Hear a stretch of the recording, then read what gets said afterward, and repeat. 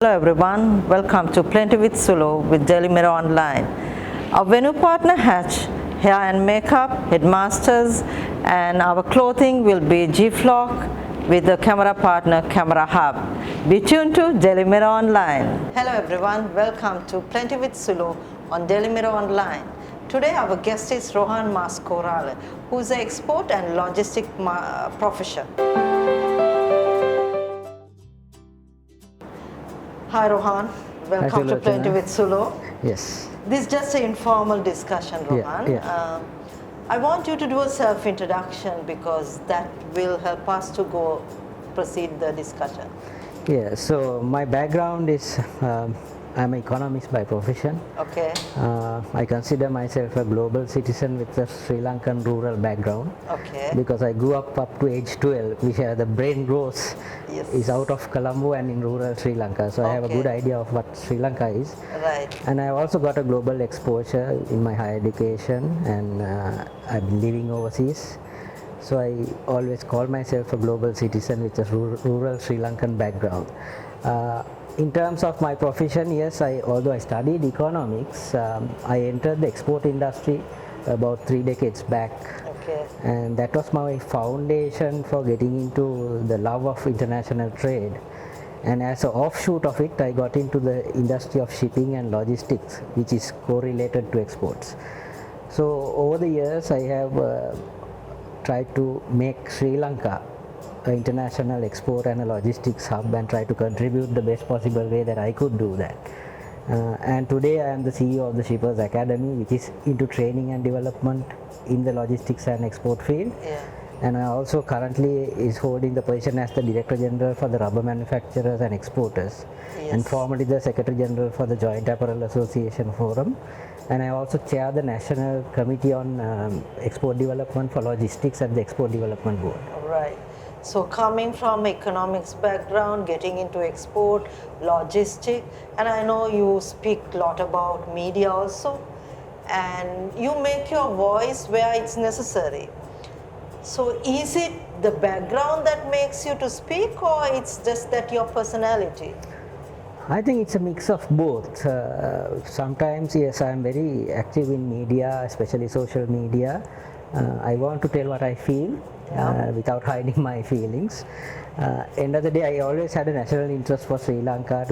I always want to see Sri Lanka something like Singapore, which was brought and built with example. The Lee Kuan Yew taking Sri Lanka as an example long years back. And now, unfortunately, we are way behind that country. So I'm trying to see what I can do with my international experience, knowledge, and I believe that exports and logistics are the real pillars of this country to come out of poverty, and to people to understand that the world is having a lot of space, opportunities if you take the right decisions. So in that sense, yes, I'm a mix of what you said of both, and I don't hesitate to mention that at any forum. Yeah. So, you know, when we speak about exports, still the schools are being taught about tea, coconut, and rubber, because they are the children are the people who are going to take over Sri Lanka one day. So don't you think for us to change, it's the system itself has to change? Because still our school book says our main export is coconut and tea. So how can you think that, like, you are asking for a change? Are we working towards change? Well, there have been attempts. Actually, we live on a colonization mind still. Yeah. Because actually tea, rubber, coconut was also geared as export products by the British. Yes. Even the tea and the rubber tree was brought to this country from outside. So those are not our native exports at all, our traditional exports, although we call it. Yes. We have failed to join the modern 21st century export world due to various reasons created by ourselves, and a lack of proper focus at times, many times.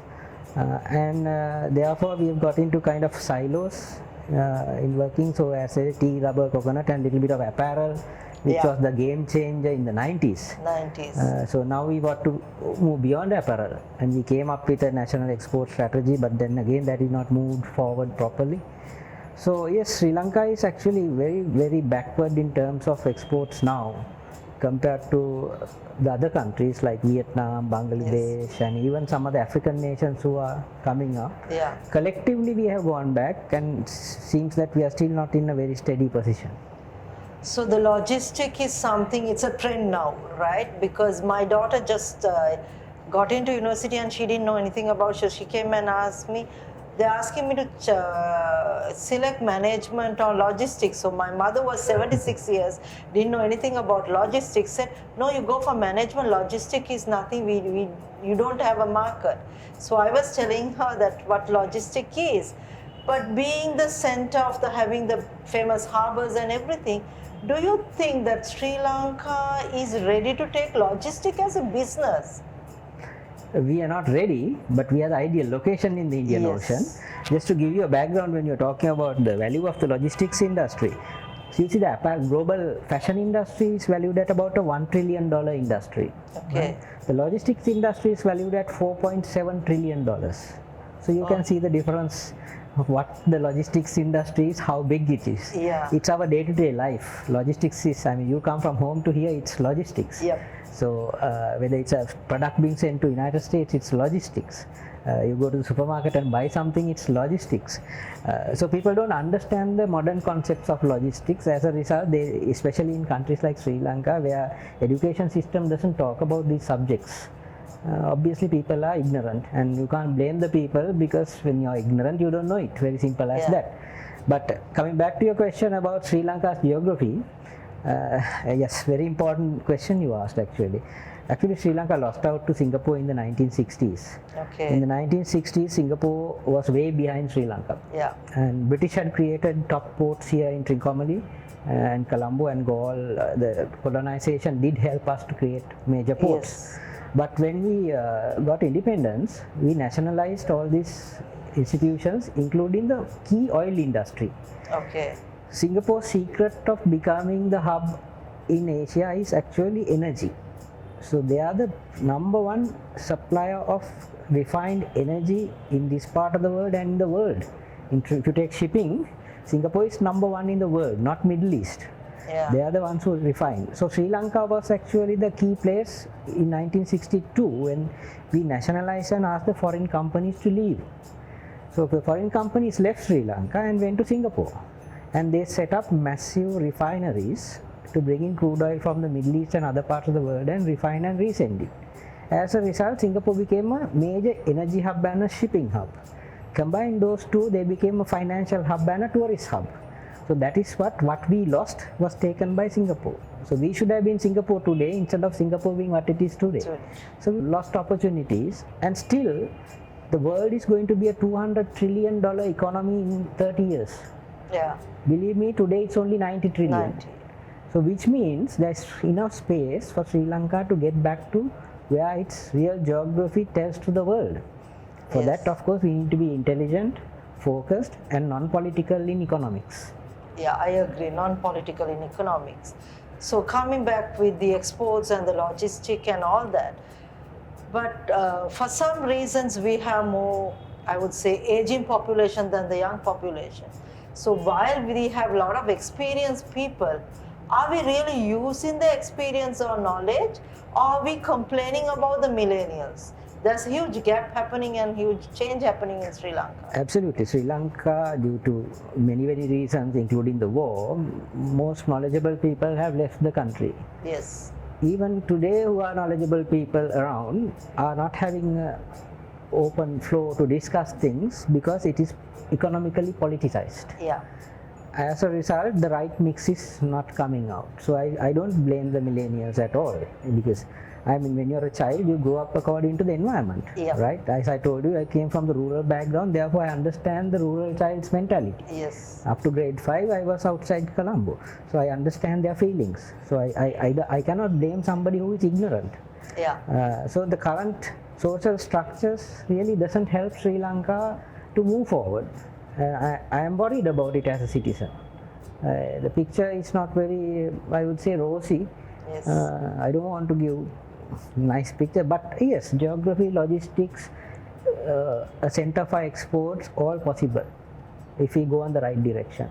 But that needs the fundamental thing you need for that is top human capital, which you touched.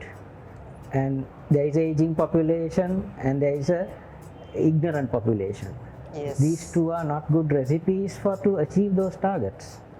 That I agree, because as you said, we have a huge, I would say, a challenge comparing to, because two neighboring countries, India, China, is succeeding, and it's from our resources which we are not using. Absolutely, absolutely. And since you are the CEO of one of the leading internet schools, which I would say education system which gives skills on logistic and all that, how do you see that children taking logistic, or the students who are coming, are they really looking at being an employee or employer? You see them.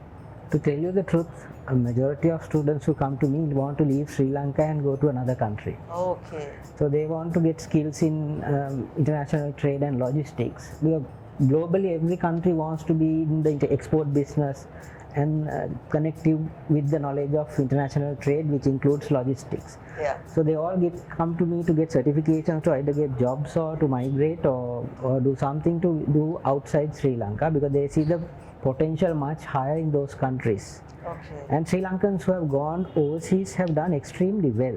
That is a phenomenon we know, whether it is a logistician or a doctor or a mason boss. Yes. Sri Lankans productivity goes severely up once they go on to other countries. Yes. We know our professionals are all around the world. You and I know that, right? They're doing extremely well. I myself is a dual citizen. So what I'm trying to say here is, it's the environment here that makes our productivity low. And that is not the ordinary citizen's fault, it's the management fault of the country, irrespective of the political party that rules this country. It's the environment who has made us to be so dependent, I would say so negative, and also our productivity less. So yes, I agree, a lot of young children are ready to go out. Absolutely. And it's not, they know that it's a challenging, but still they like to take the challenge outside Sri Lanka than inside the Sri Lanka, because they feel what they waste time here or the challenge, they won't achieve something. Absolutely. You take effort to do something, you don't have a payback. Yeah. But in those countries you put effort, payback is enormous. So this is the simplest difference. So as a result, the country, again I must come back to the truth, that country is not in a firm footing to what we want to achieve. But that doesn't mean that we should not try. Now I'm a senior citizen coming into, as long as we can, we'll talk and we'll tell the truth. But it's for the young generation also to now read and understand that what is told and what is reality is two different things. Yeah. In that sense, if people, as I say, I believe in people, if you can change people's mindset to have a broader perspective of the world, and that thinking that Sri Lanka is the center of the universe and living here, will not take us anywhere. The world is much bigger and the opportunities are much bigger. We need to engage the world. I am a strong believer of India. India gives us enormous potential to go as a country. But again, we are resistant. We have domestic resistance towards India, which you and I know that, which is not a good thing. It's, I think, mostly the insecurity is there. Every time we think that someone is, I think we were taught that Sri Lanka is the best country of the world. Yes, it may be. And everyone is coming to take us. So that insecurity has got into us, and rather than we compete, we actually step down for the competition and we fight for our I would say self-security. I think you described it much better than I could have described, Sulochana. So getting out of this kind of a mindset is a Herculean task. You see, once you get poison into a system, getting rid of it is not easy. You need a lot of treatment. Yeah. And that takes time in this kind of a poison that when society is poisoned. We may be a great nation, we may have a great culture, we may have some good religions within us all teaching good things, but question is whether we actually in practical life realize that and act accordingly. We act according to somebody else's wishes most of the time. People don't think independently. Yes, they depend on somebody else's thought or vision to direct themselves. As a result, they go and fall in pits. And that's the situation Sri Lanka has fallen over the last 30-40 years, and probably after independence. Yes. In my opinion, after 1956, things have got really bad. So after independence, we could have been. I always compete with Singapore. I'm not shy to talk about it. May be a city-state, but it's not about the size of the country that matters. It's about the attitude and the spirit of doing things. How I you always do. say it's not the quantity, it's the quality of. It's the quality of the product, right? Yes. Quantity really doesn't matter. It can be a big country like Norway or Australia or some other place. Also has the quality. But being an island, being a strategic location, being a ethnic mix, similar to Singapore. Everything is similar. Yeah. Singapore, you get 76% Chinese ethnics, and rest of it is the balance. We have the similar.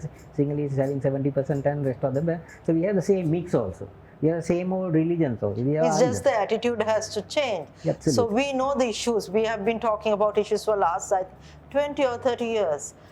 Do you think that, okay, we see the governments comes, they change for their own benefits, but we do not see that because the government also been elected by us. Yes. So how do you think we can, Sri Lanka, as Sri Lankans, can move forward? Because we've been talking about issues and we know we have a crisis of the government issues, which we are unable to address it. But there are so much of professionals like you and me who loves the country. Do you think, is there a way that we can change Sri Lanka? Not for like, it's changing, but it's very slow. But it's too slow, I would say. It's very slow, too slow, and sometimes going backwards. Yes. That's the truth. So I would say, if I'm asked an honest question, I'm living in a very challenging period. I can talk, I can tell people, I can have a conversation with people. But when they leave that distance away after that, whether they take it seriously or they have taken it from this ear and send it out from the other ear, is a different story. And I cannot be too optimistic with the current environment unless people change. Yeah. People have to become independent thinkers. The day that you are not taking decisions because Sulochana told me or somebody else told me, I am thinking, reading, understanding what is the best for me and for my country to be stable, economically growing, prosperous nation that we will see in 10 years time. I don't see miracles in 2, 3, 4, 5 years. Yep. If you want to correct it now, even the society first has to change. Not the technology, not the politicians, anything else. Society, individual has to change. Yes. If the individual doesn't change the mindset, this current pattern will continue. It's just that we don't take accountability for our actions and thinking. Because you see, as I said, we take somebody else's idea as my idea, whether it's right or wrong, it's just I don't think, and I put it to the society. Yeah. So then I'm not accountable because somebody else has told me. Yes. This is the small building block of the whole virus that we have created to the country. Yes, that's totally true. Coming back to you, Rohan, because I'm someone who's following you on social media and all that, and you speak about the garbage, you speak about the plastic, and then you speak about the public transportation. I would say we as citizens or as professionals, we can start from somewhere. I want you to give a message, not for professionals actually, because I think millennials are much different to the professionals. Or they want to change it, but they do not have right mentors or right leaders to follow sometimes. They are blindly following because our leadership is equal to politicians in Sri Lanka. So what is your message, I would say, like, because one of the major issues is public transport in Sri Lanka, garbage issue, and the plastic. Thinking about 3 areas, what will your message for the millennials? Yeah, see, I'm always a believer that the public transport system has to be improved because we are a small island and it can be done. But again, as you know, politics play a big role in that to destabilize it. Yeah. I must not shy away from this. My MCC agreement, 70% is about reforming the public transportation system in the Western province. Okay. Now, nobody reads about that part of it, but it is totally a political driven imaginary corridor of something which even I don't know, Yes. right? That you have seen it, we have seen it on social media. So the whole thing collapses, right? We don't move forward. Plastics, we have been marked as one of the biggest polluters Yeah. in the world in the number 5 position, which is wrong. Somebody who has done that scientific research, has done some calculation Yeah, I mistake. saw you have put it Yes, in right. Our biggest polluters are India, Bangladesh, and Indonesia. And Sri Lanka being in the middle of the Indian Ocean, the ocean currents brings it around the island. Not that we produce anything. So I think plastics we can move forward fast if we educate the public from the state to the private sector, everybody. In fact, I have taken a slow initiative to go through the private sector Yeah. to educate about the usage of plastic. Plastic is a fantastic product. It's an amazing product. We need it to survive. Yes. But the single-use plastic and certain elements of plastics, we need to manage it. Then we Yes. can do that. I think garbage is not a problem. Garbage is a problem that we have created for political reasons. We don't want And to a lot solve of people it. making money from that. Exactly. So politics, money, corruption, all that. So garbage is not a problem in my thinking in a small island like this. Today, the scientific world, the technological world is advancing so fast. There are solutions for everything. We just can't, even water they are bringing in solutions, right? Yes. So technology is there, the intelligence is there, and the will is there. So I don't see any of these things as a problem, just that currently it's a problem. Yes. That's how I look at it in all areas. Yes, as you said, I agree with you. There's no problem. It's sometimes the political also make problems, and the survival of, I think, corruption and politicians also there's problem. But then again, politicians are being corrupted mostly by public. Public, us. absolutely, because the ignorance, I would say, it's the Yeah. ignorance. So we have got into a vicious circle. But one thing I'm sad about is our professionals who are living here. They become so politicized.